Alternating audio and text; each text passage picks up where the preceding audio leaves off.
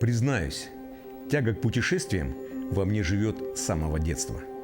Утолять жажду любопытства помогало исследование родного края. И потому зачастую отдыху в пионерском лагере я предпочитал походы.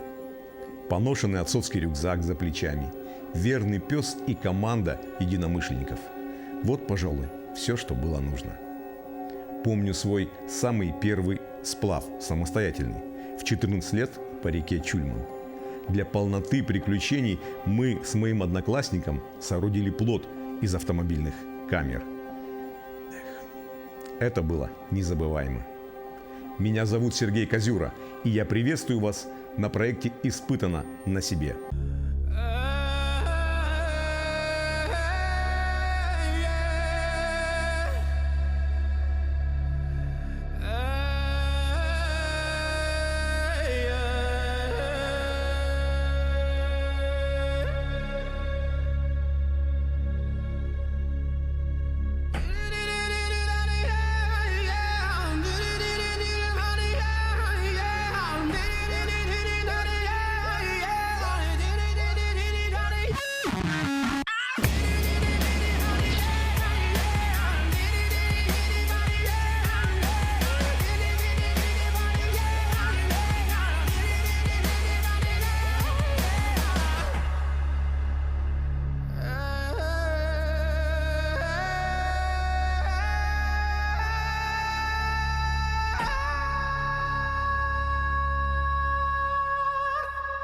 Сегодня я хочу поделиться с вами увиденным за время моего исследования родного края, южной части нашей республики. Ну а поскольку коренными жителями Южной Якутии считаются евенки, то и начнем мы рассказ о том, как я стал оленеводом. Серег, ты знаешь, если случится какой-то коллапс, как раз таки, наверное, вот ивенки и выживут. Они приспособлены, они не сильно зависят от города. Ну все, я уезжаю. Я вам все объяснил.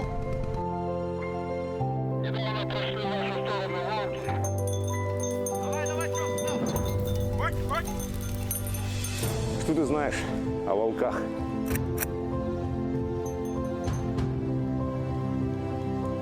Манай вызывает базу, ответьте. Третий день уже молчат. Да у нас и продуктов уже, честно, осталось на 3-4 дня.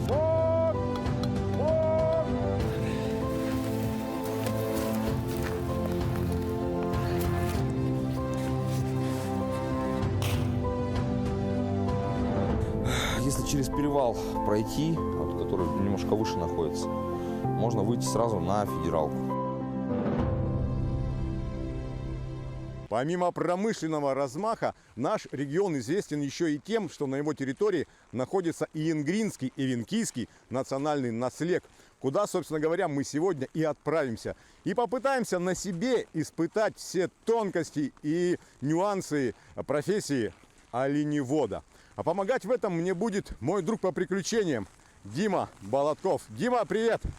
Привет, Серег! Ну что, ты готов? Конечно, готов. Я всегда готов на встречу приключениям. Итак, мы прибыли на оленеводческую базу к Виктору Наумову. Именно он и взялся курировать нас в этом проекте. Отсюда перегружаемся на буран и на дальнее стойбище, которое называется Манай. Я не могу держаться уже, сил нету.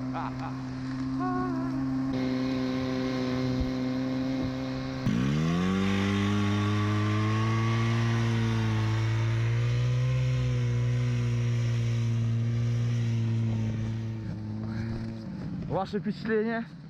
Это только начинается, друзья, приключения. Мы этого ждали, но супер. Думаю, кино будет вот такое. Ой, я не знаю, сколько сейчас времени, но мы наконец добрались до дальнего стойбища. Ё-моё. Серега. И здесь мы остаемся одни. Будем сейчас обживать. Я тебе двух маток даю вместе с палкой. Надо за палки взять Хорошо. и идти потихоньку по этой тропинке. Там ельник. Ага. Доходим до ельника, я остальных отпускаю и потихоньку за тобой их гоню. Около ельника мы их отпускаем. Надо, главное, чтобы они вот на эту дорогу не вышли. Угу. Если они выйдут, мы завтра их не догоним. Они домой уйдут. Они домой уйдут. Пойдем. Вот так будете делать каждый вечер. Завтра я уеду. Будете вечером постоянно угонять туда, утром пригонять. В целом, конечно, это оказалось забавным приключением и испытанием. Но если откровенно, то было пару очень тревожных моментов. Первый, когда, отогнав пастись оленей в ночь, на утро мы долго не могли их найти. Слушай, ну копытили. Прям до ягеля вдоль дороги. Ну, значит, пойдем по их следу. Это хорошо. Сытые будут. Вон тоже нарыто. Ладно, пойдем дальше.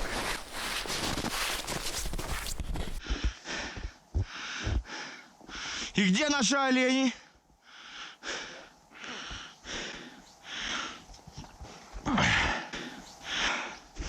Ну, паслись нормально, ягели накопали.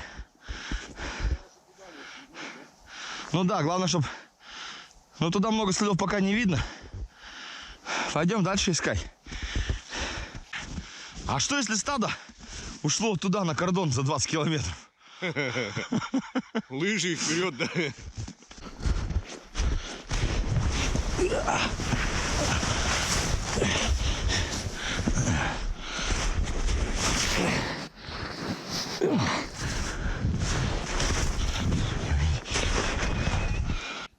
Олени! Олени, вы где? Где мои олени? Уже час. Я не могу найти своих оленей. Первый раз отправил пастись. Первый раз отправил.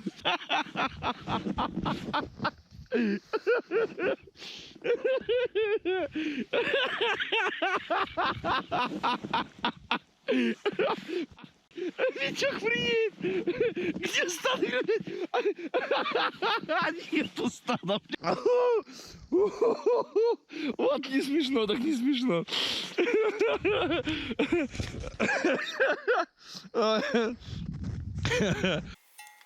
Давай. Идем.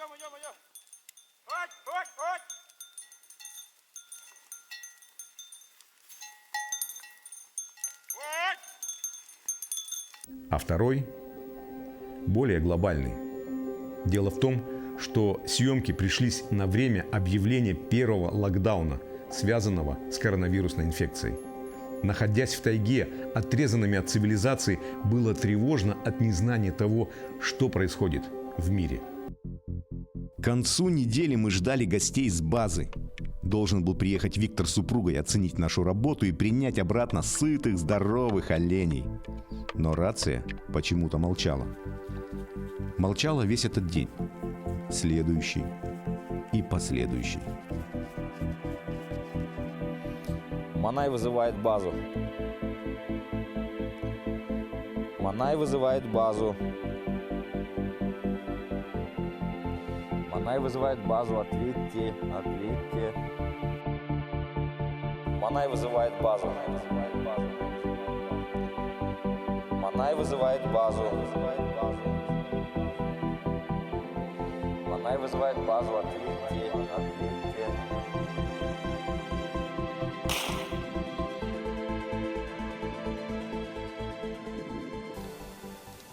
Слушай, третий день уже молчат. Третий день с ним связи нет. Что делать-то? Ты дорогу, да помнишь, как нас сюда забрасывали? Я чисто плутали. Может, там по GPS глянешь? Ну, если смотреть по треку, от базы нас закинули на 25 километров. Вот. А напрямую до федералки, в принципе, здесь получается где-то километров 16. Если через перевал пройти, вот, который немножко выше находится, можно выйти сразу на федералку. И Дима отправился через перевал на федералку в надежде там сесть на попутку, а я остался на хозяйстве.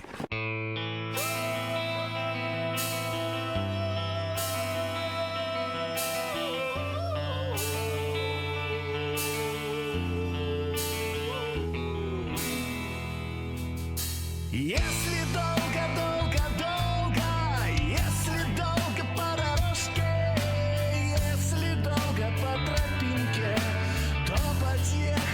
избежать. То, пожалуй, то, конечно, то, наверно, верно, то, возможно, можно в Африку прийти.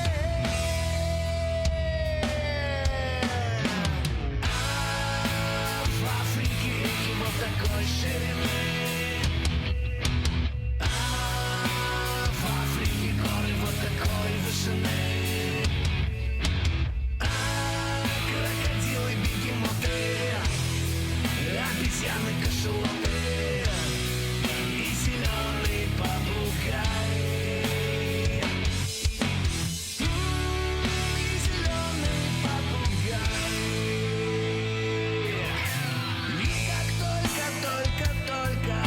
И как только на тропинке, и как только на дорожке встречу я кого-нибудь, то тому, кого я встречу, даже зверю верю, не забуду, буду здрасте говорить.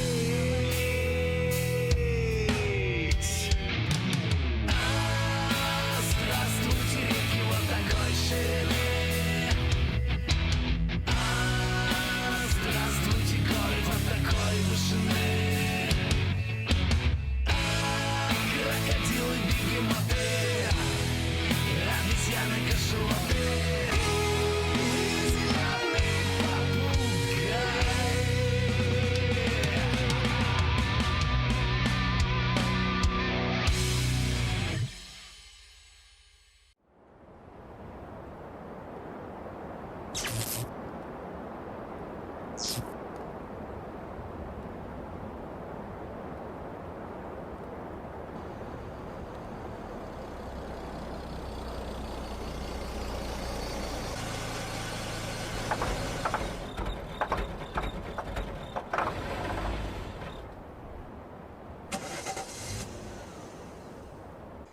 Все, приехали, бенз закончился. И что теперь делать, блин? Где мы вообще находимся? Где? В Караганде. И еды у нас мало. Смотри.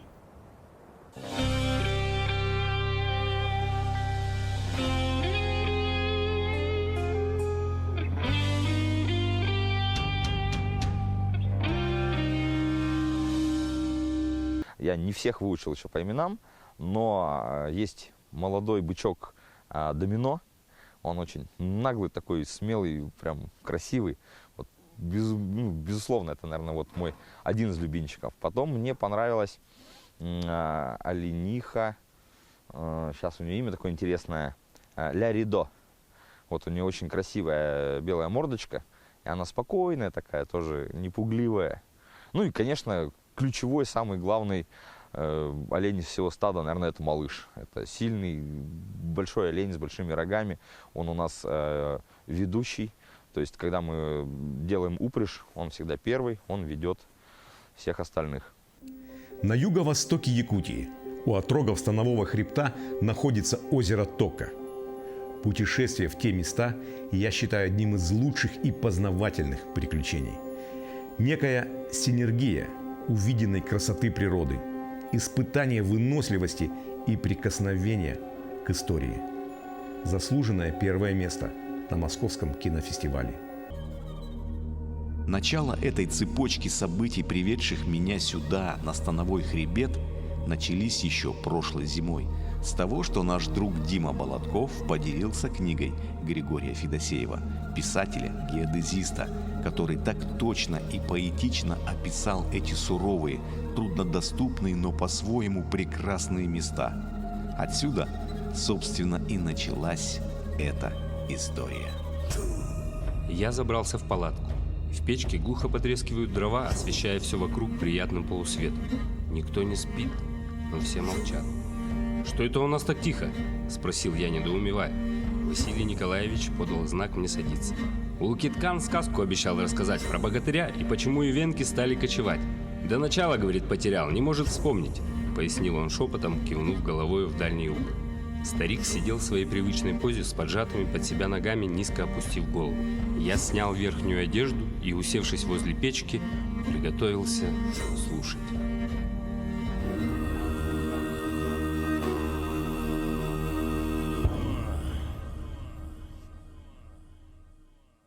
Так, ну это даже лучше, что мы сейчас изменили немного тактику.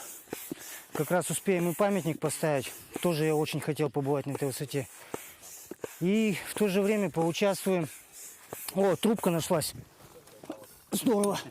В то же время поучаствуем большей группой в поиске. А что это за самолет? Откуда он там?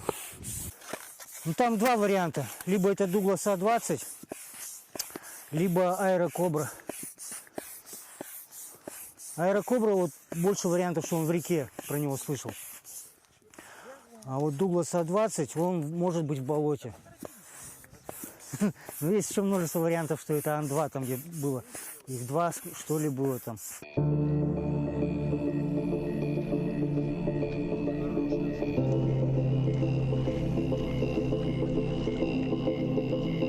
Чем выше мы поднимались по реке, тем сильнее становилось течение, и все чаще мы были вынуждены бурлачить.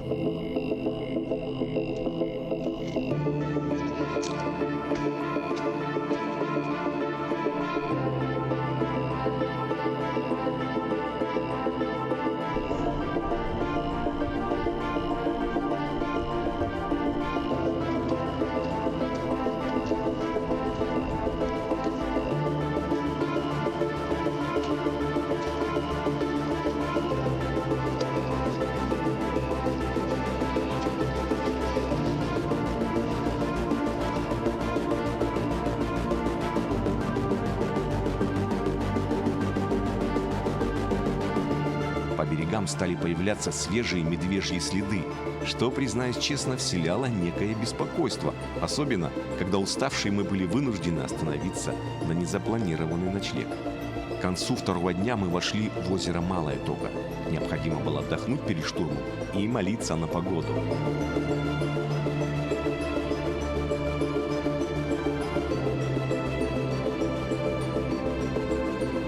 Увидели, что уперли вперед, останавливаемся, ждем остальных. Потому что на склоне и в сланнике очень тяжело искать друг друга. Уклон там очень крутой, мох скользкий. Мы вчера с Олежкой бродили, вроде как интересно, красиво, но тяжело.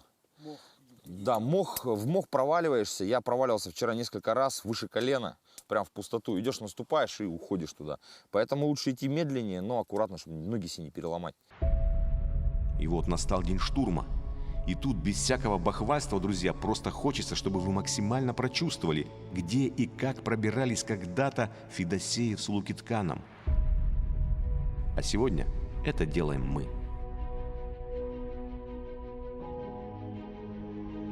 Сразу обнаруживается, что поблизости нет тропы. Сворачиваем вправо и попадаем на боковой отрог. Пытаемся разобраться в рельефе, но это оказывается непросто даже опытному глазу. Так все здесь однообразно и к тому же затянуто густой дымкой. Склоняемся к выводу, что и тропа, и водораздел остались позади. Решаемся идти напрямик, хотя много раз на горьком опыте убеждались, во что обходится такой путь. Боже, какие невероятные мучения мы претерпели в этот день, пока искали водораздел и звериную тропу. То попадали в вековые сланники с густо переплетенными стволами, и тогда не шли, а ползли.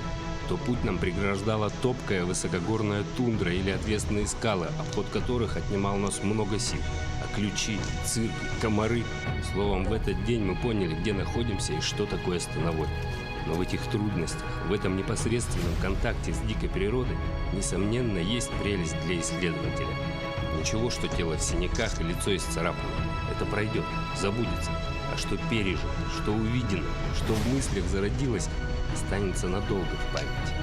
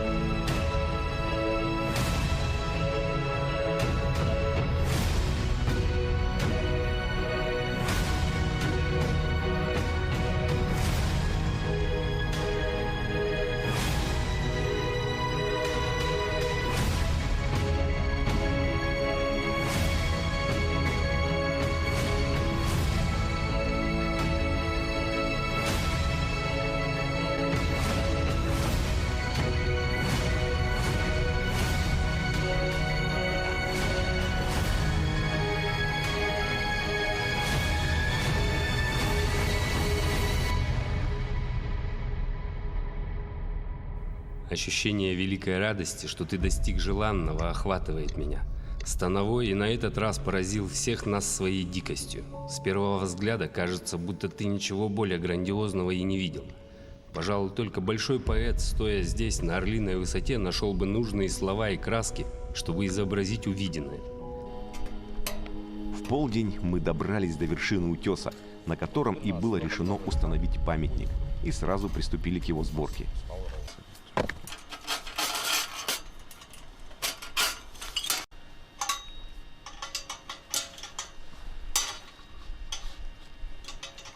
В 11 километрах от начала реки расположена метеостанция Тока, около которой мы решили забазироваться. Именно в этом районе и был построен в 1943 году аэродром для осуществления переброски авиатехники с Аляски на Дальневосточный фронт. И здесь же где-то, по слухам, потерпел крушение американский самолет «Дуглас», который мы и собирались найти. Сейчас мы разбиваемся на группы. Со мной пойдут Серега и Павыч.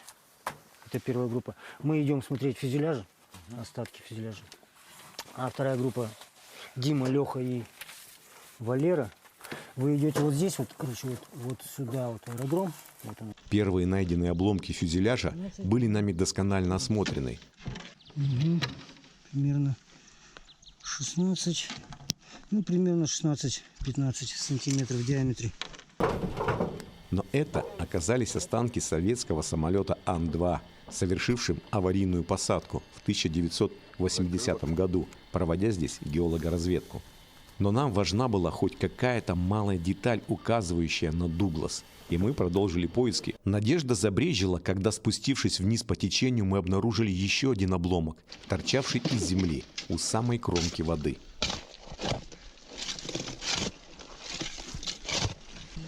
Попробуй его чуть-чуть дернуть, посмотри, где вот тут вот держит. Ага, все понял.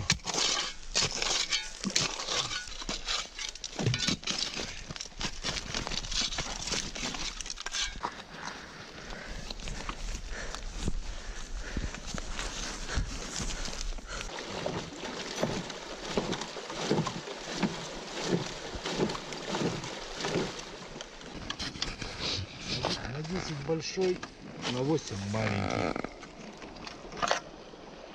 Ввиду того, что данные обломки за годы подверглись воздействию воды, камней и льда, на месте мы не смогли определить их принадлежность.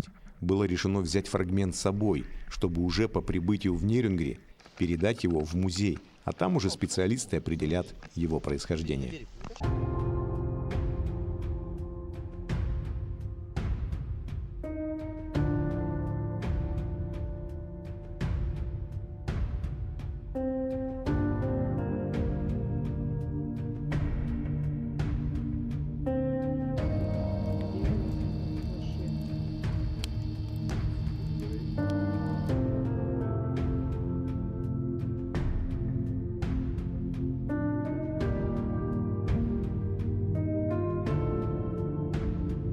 Для того, чтобы приступить к третьему этапу экспедиции, нам необходимо было пройти вниз по реке Мулам еще 80 километров и в улове порога разбить лагерь. Это расстояние мы преодолели за 2 дня. И вот к концу 2-го дня мы приблизились к Муламскому водопаду. В целях безопасности необходимо было причалить к берегу перед вхождением в порог, чтобы пешком пройти и осмотреть это водное препятствие, построить линию движений, а главное принять решение, сможем ли мы пройти его на груженных катах. Но, видимо, сказалась усталость под конец 2-го сплавного дня, и бдительность понизилась, да и подвели расчеты расстояния. В общем, неожиданно для всех участников экспедиции мы вошли в предпороговую шиверу с очень мощным бурлящим течением, и причалить к берегу уже не представлялось возможным. Собрав волю в кулак, на груженном катамаране мы стремительно понеслись в порог, пугающий неизвестностью и ревом воды.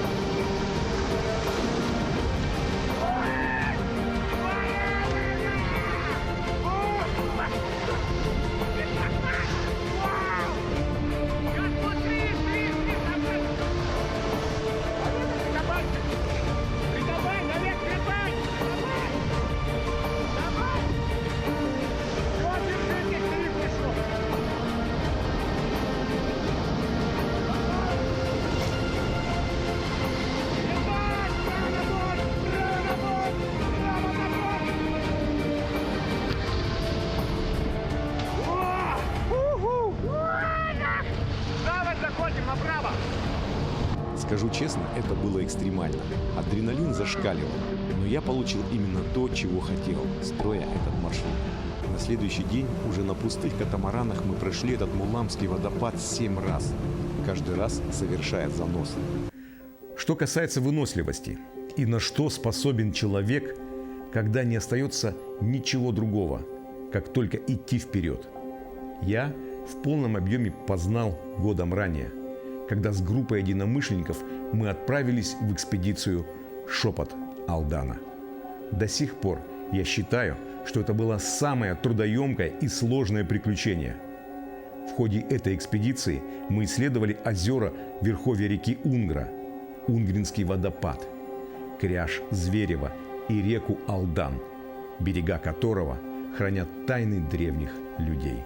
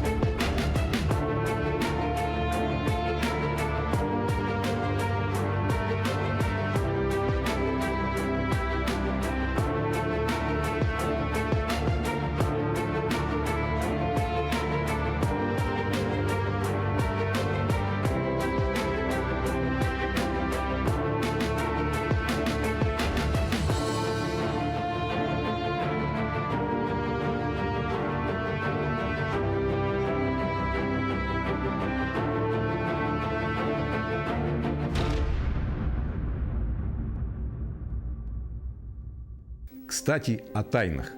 Во время экспедиции «Тайна о Медичи» нам удалось исследовать заброшенные штольни в районе метеостанции Суантит. Непередаваемые ощущения.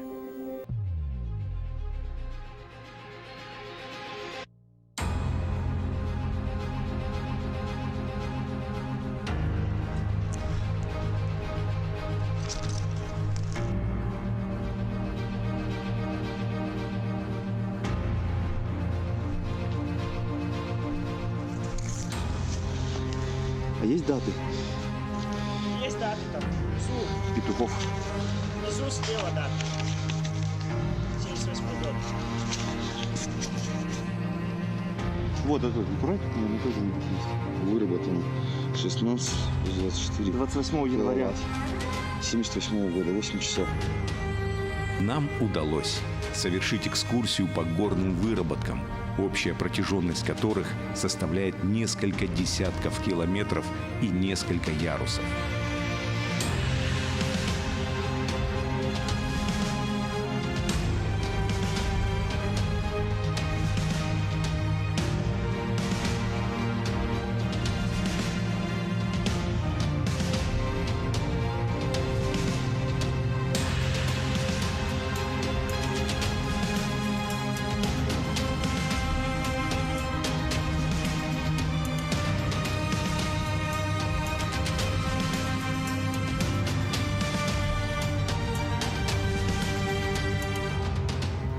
Невозможно описать словами восторг от увиденного. Мы словно погрузились в другой, подземный мир и стали участниками какого-то квеста. В целях безопасности мы не стали опускаться на самый нижний уровень без специального снаряжения, которого у нас не было. Нам хватило увиденного.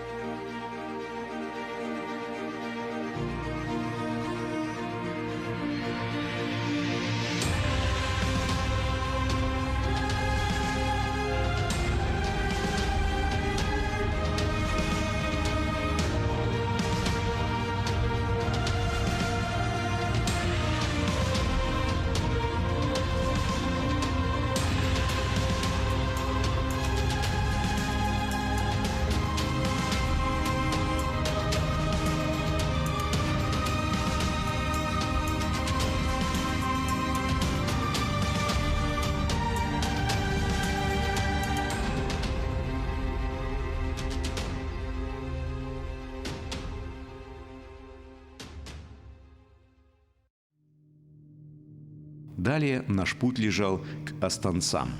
Еще зимой, когда готовилась наша экспедиция и обсуждался маршрут, единогласно было принято решение идти в радиальную пешку именно в этом районе.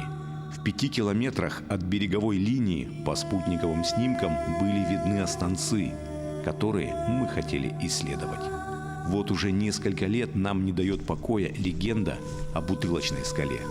По слухам, скала в форме бутылки, состоящей из хромдиопсида, обладает свойством исцелять и восстанавливать зрение, если, прижавшись к ней лицом, долго вглядываться в полупрозрачную глубину. Согласно поверьям, это загадочное место находится в 10 часах пешего перехода от поселка Большой Хатыми. Но вот в какую сторону история умалчивает. Если очертить круг от указанного поселка радиусом в расстоянии 10-часового перехода, то один из квадрантов как раз приходится на это место.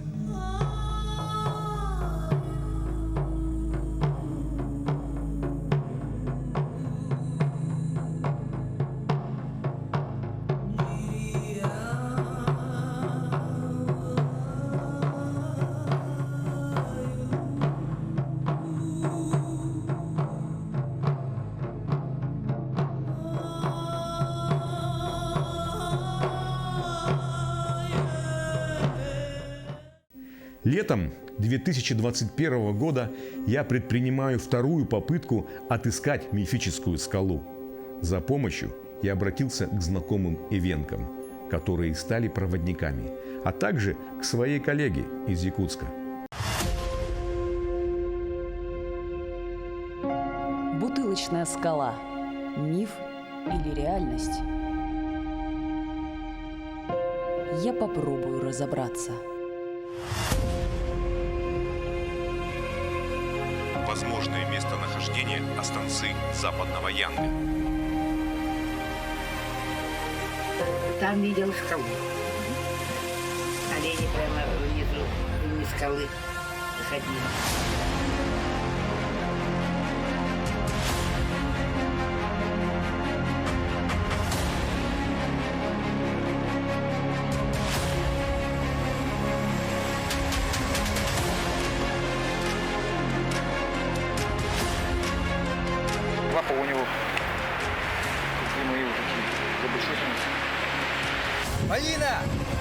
сзади! К камням беги, быстрее! Ну вот внутри до сих пор трясет.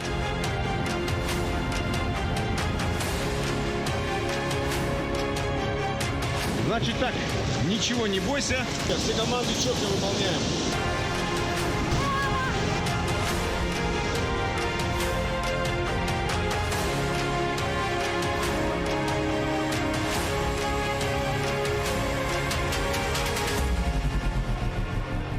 Если эта скала существует, я найду ее. Река Большой Немныр идеально подходит для спортивного сплава. Имеет множество порогов 5-й категории сложности, что делает ее, несомненно, опасной и в то же время привлекательной. Зов Хаира – название очередной экспедиции по поиску бутылочной скалы, которую я готовлю на июнь. Мы пройдем сплавом нижнюю часть реки Большой Немныр и отправимся в радиальную пешку к останцам Хаира. И кто знает, может, именно там прячется древнейшая тайна Южной Якутии.